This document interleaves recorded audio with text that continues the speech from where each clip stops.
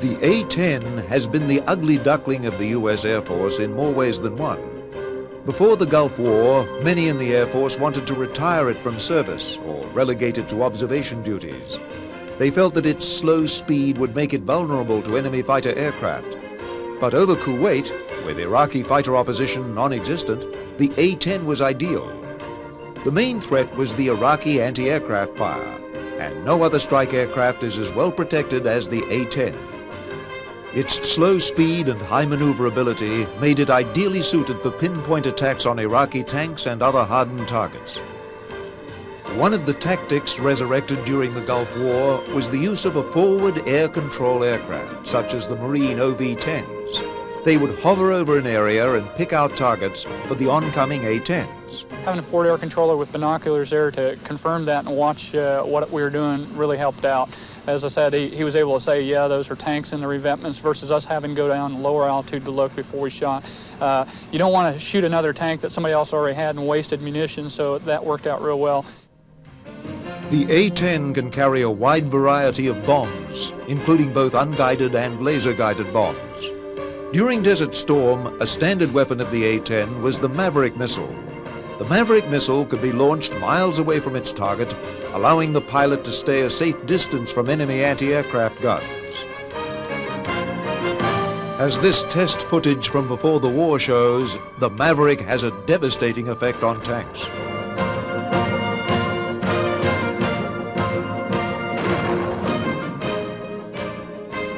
No one would call the A-10 a fighter plane, but it does carry Sidewinder missiles to defend itself from enemy fighters.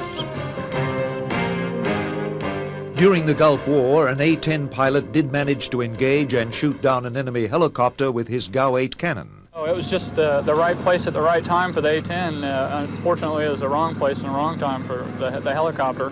As I said, it's not the primary mission is air-to-air. It's the reason we carry air-to-air missiles are just for self-protection, and nobody's fired an AIM-9 air-to-air missile on an A-10 at another target. But as I said, the angle I was attacking the helicopter, I couldn't use AIM-9, so I had to end up using the 30mm gun. Although the A-10 was intended for the close air support mission, it is fitted with a refueling receptacle on its nose. This allows it to be refueled in flight, as we see here being done by a KC-135 tanker. In a war against an opponent with a large fighter force, the A-10 would not be committed to deep attack missions. Yet in the skies over Iraq, with the Iraqi Air Force smashed on the ground, the A-10 could operate with relative impunity, having to worry only about the omnipresent threat of ground fire and enemy anti-aircraft missiles. In spite of its detractors, the A-10 emerged from Desert Storm as one of the sterling performers.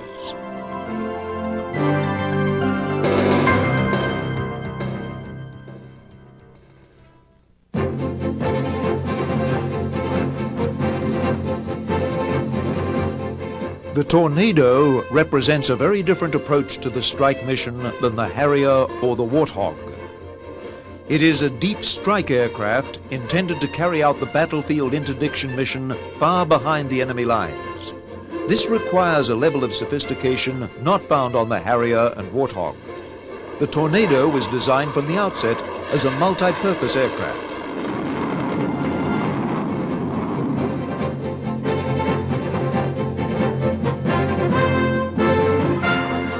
There are two distinctly different versions of the Tornado. The Tornado F-3 is an air defense interceptor. It is designed solely for air combat, not for attacking ground targets.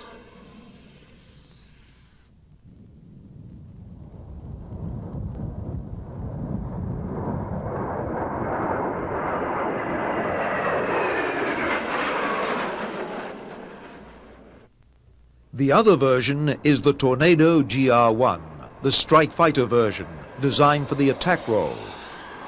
The GR-1 was actually the first version of the Tornado family to be built. It entered service with the Royal Air Force in 1982.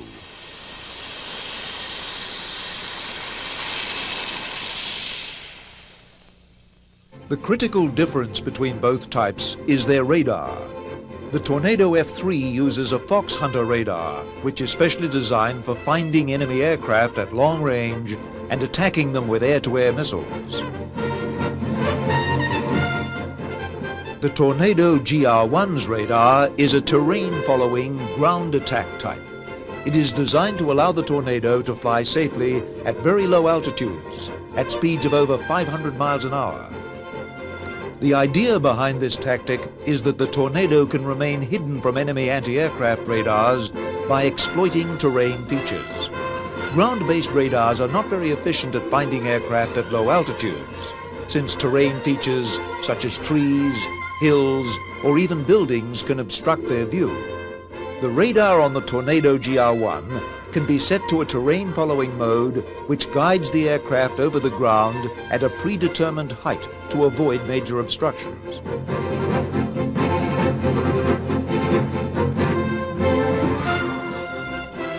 The Tornado is a multinational effort being built in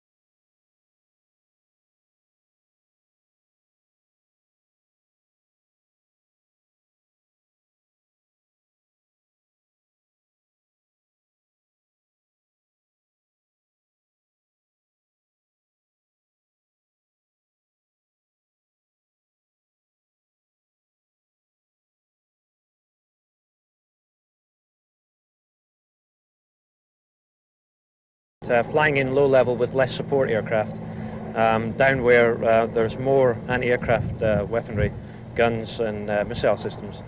We're now flying more out of the way of that, higher altitudes where they can't quite touch us, and with a lot more electronic and active support from the American specialist aircraft. So one of the main roles of the Tornado is to deny the airfields using JP-233. I know they've actually achieved air supremacy, and a lot of the job has been done in that respect, so we move on to other targets. With the runways rendered ineffective, the Tornadoes switched missions and munitions. Their targets were expanded to cover key installations deep in Iraq using conventional bombs. Because of the Tornado's sophisticated radar, targets could be attacked accurately even at night. It's very much a 24-hour operation. Now, at the present time, most of the Tornado flying is taking place in the hours of darkness, but there's a lot of work to be done during the day to make sure that all the rectification on the aircraft is complete during the day, and of course we have to arm them up for the night missions. So we're just about split down the middle as far as manpower is concerned. Half are working through the day and the other half through the night, so it's continuous. The munitions used against targets were tailored for the missions. Laser-guided bombs for pinpoint targets such as bridges, normal unguided bombs for most other targets. It depends how accurate you need to be. There's a number of different delivery profiles that we can give it to put it onto a specific point on the ground. For targets that are area targets, we tend to just throw them in there and do as much damage as we can. But for specific points, obviously we can modify the profile and the amount of radar work that we do around the target to fine down that aiming point. So we're fairly confident we can put it just where we need it. Bridges became a specialty of the Tornado force. In this footage, shot during a Tornado attack on an Iraqi bridge, the crosshairs mark where the laser designator is being pointed. The laser-guided bomb picks up the reflected energy from the laser and homes in on the bridge with remarkable precision.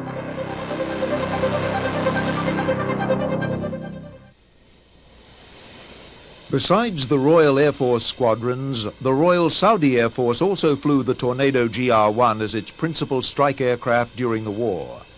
As in the British case, when low-level missions were necessary, night operations were the rule.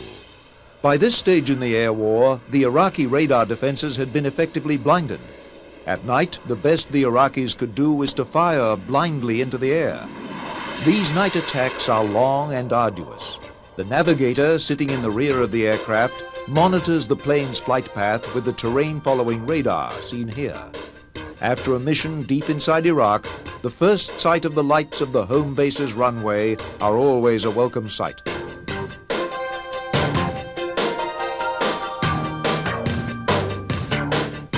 The Royal Saudi Air Force took an active role in ground strikes against targets in Kuwait and Iraq, relying primarily on the Tornado GR-1 strike aircraft.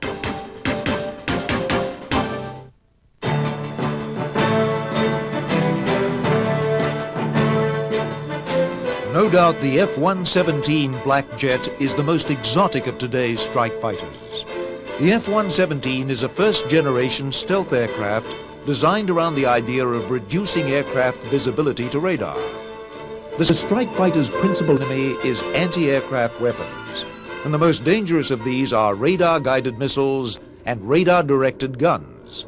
If the radars can be blinded, then the anti-aircraft fire can be rendered ineffective. The F-117 accomplishes this in two ways. It is a night attack aircraft with special sensors to allow the pilot to attack pinpoint targets on the darkest nights. And its unique shape and surface coatings make it nearly invisible to radar, except at very close ranges. During the Gulf War, the stealth fighter was the only aircraft entrusted to carry out pinpoint strike missions in the heart of Baghdad. Not a single stealth fighter was engaged or shot down by Iraqi forces.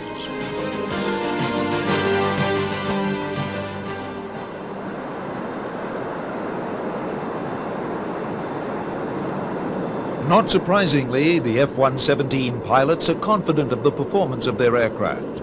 Colonel Al Whitley commanded stealth strike fighters in the Gulf War and flew the first F-117 over Baghdad. It's a fantastic airplane. And again, I think if you'll go back and look at past discussions about the F-117, I think the record stands for itself, and cost have never really been a subject of discussion with this airplane. It has certainly demonstrated its value, and price and value are two things not to be confused. They're not necessarily one and the same, but I think the events of the last few days have demonstrated the value of this airplane and the technology in general. The F-117's principal weapon is the laser-guided bomb, carried in recessed bomb bays. The stealth features allow the F-117 to fly with near impunity at 10,000 feet, above the range of most anti-aircraft guns. The target here is an Iraqi Air Defense headquarters in downtown Baghdad.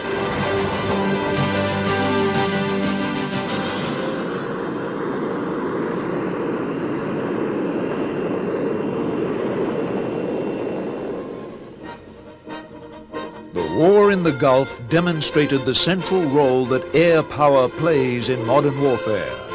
And at the sharp edge of the Desert Sword was the strike fighter.